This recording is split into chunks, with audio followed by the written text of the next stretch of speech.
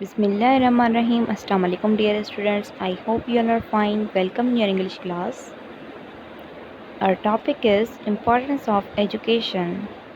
Education is the best friend of every human. It is a tool which helps to simplify a lot of tough tasks in our life. An educated person is respected everywhere. Today education is required in all fields of life.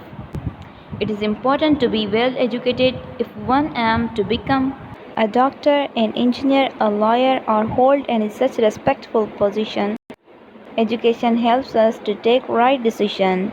It makes us to learn how to live a happy life and handle tough situations. Education is the most powerful weapon which you can use to change the world.